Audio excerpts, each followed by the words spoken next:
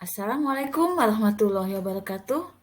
Jumpa lagi dengan saya Eni Rosetti SPD, Guru Matematika Peminatan kelas 12 SMA Negeri 9 Bogor. Pada kali ini, saya akan membahas tentang uji hipotesis distribusi binomial. Pertama yang harus kita pahami adalah pengertian dari populasi. Populasi adalah keseluruhan unsur-unsur yang memiliki beberapa karakteristik yang sama. Kemudian pengertian sampel. Sampel merupakan sebagian objek dari populasi yang diambil untuk objek penelitian. Diberikan contoh misalkan populasi yaitu siswa SMA Negeri 9 Bogor yang memiliki nilai rata-rata raport untuk mata pelajaran matematika peminatan di kelas 12 adalah 75. Sedangkan contoh dari sampel adalah siswa SMA Negeri 9 Bogor memiliki nilai rata-rata untuk mata pelajaran matematika peminatan di kelas 12 MIPA 5 adalah 75. Jadi sampel itu adalah sebagian dari populasi yang akan kita adakan penelitian. Pengertian hipotesis merupakan dugaan sementara yang masih perlu diuji. Sedangkan hipotesis statistik, pernyataan mengenai parameter dari populasi yang didasarkan pada statistik dari sampel yang dinyatakan dalam H0 dan H1.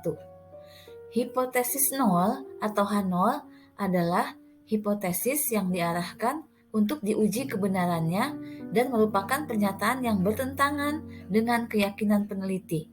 Sedangkan hipotesis alternatif atau H1 adalah hipotesis yang dirumuskan untuk menjawab permasalahan yang dibuktikan dengan teori-teori.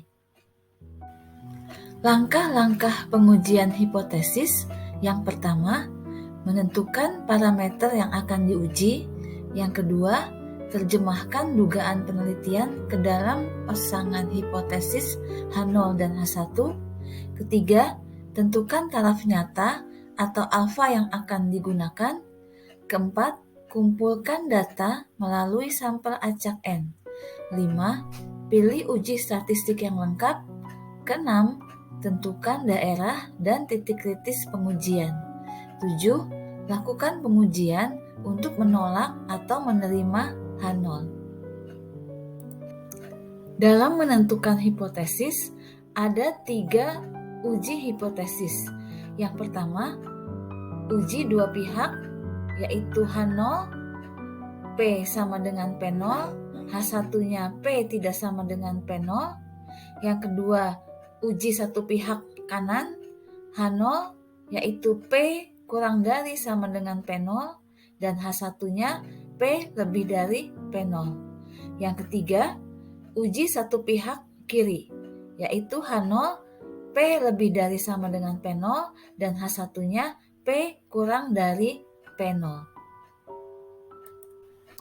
Langkah berikutnya adalah menentukan tingkat signifikan atau alfa.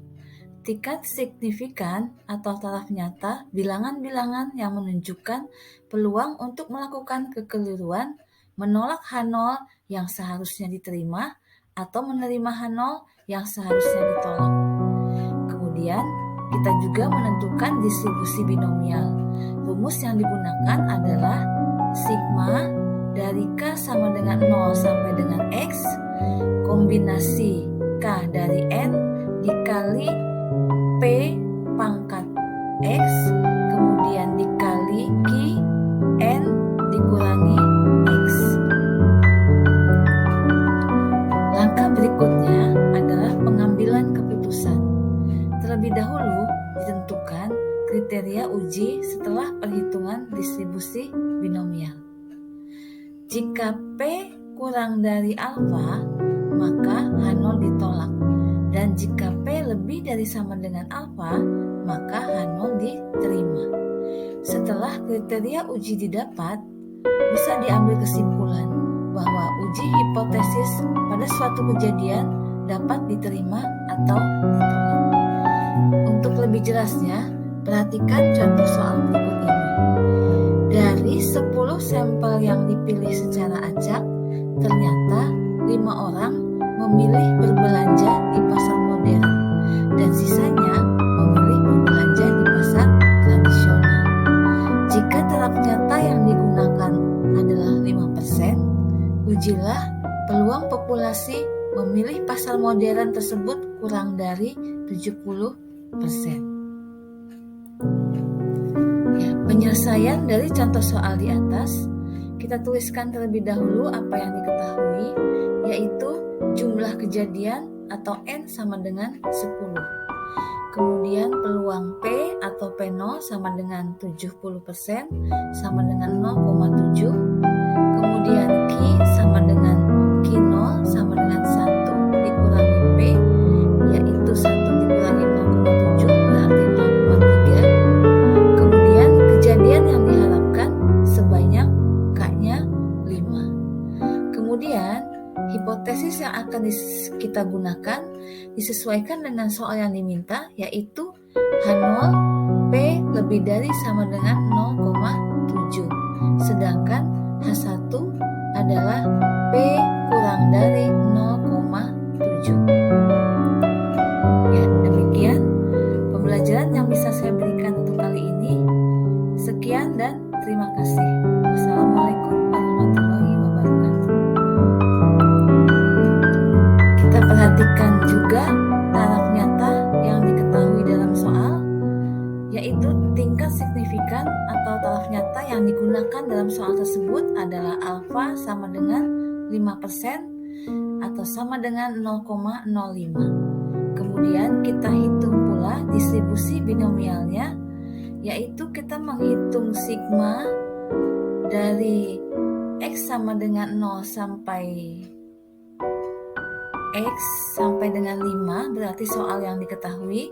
Setelah dihitung, itu hasilnya adalah 0,047349. Kemudian kriteria uji karena PX-nya itu sama dengan 0,047349 itu adalah kurang dari alfa, yang tadi alfanya adalah 0,05, maka kita bisa ambil kesimpulan H0 ditolak.